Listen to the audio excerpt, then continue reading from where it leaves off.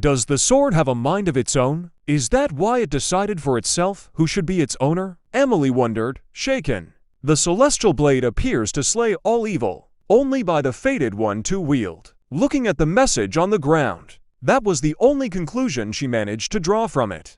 How did you do it? Walter's brows furrowed. He lost his composure. He could not understand why Dustin was able to pull the sword out when he could not. Did the sword regard Dustin, the young man, better than Walter? I don't know. All I did was beckon it, and it came on its own accord. Dustin looked at the black sword in admiration. He was adept with swords, but he rarely used them. Because of his power, no regular sword seemed good enough for him. But this one was different. It felt like it was tailor-made for him. The blade was made of meaty auric iron.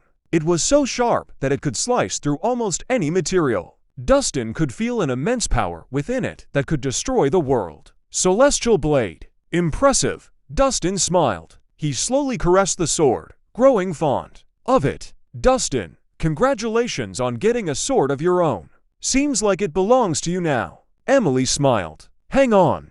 Walter suddenly piped up. Young man, there's something unusual about this sword. If I'm not mistaken, this should be a dangerous object. It might put you in danger if you keep it around you. Why don't I safekeep it for you?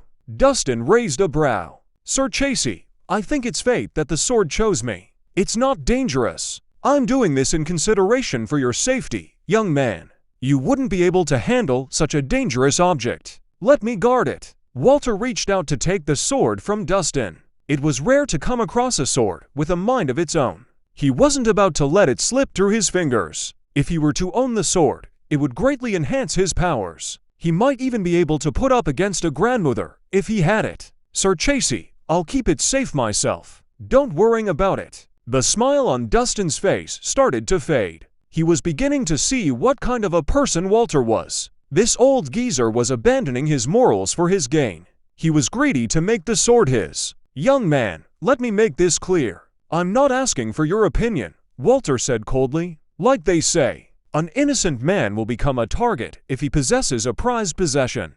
This sword isn't suitable for you. Give it to me, and you can uphold your honor. Sir Chasey, it sounds like you're threatening me. Dustin narrowed his eyes. I'm just giving you advice a wise man understands his circumstances. You're still young, and you'll have many more opportunities. You don't have to destroy your future over a sword, don't you think? Walter continued. He was determined to get the sword at all costs. He would have done this long ago if he didn't care about his reputation.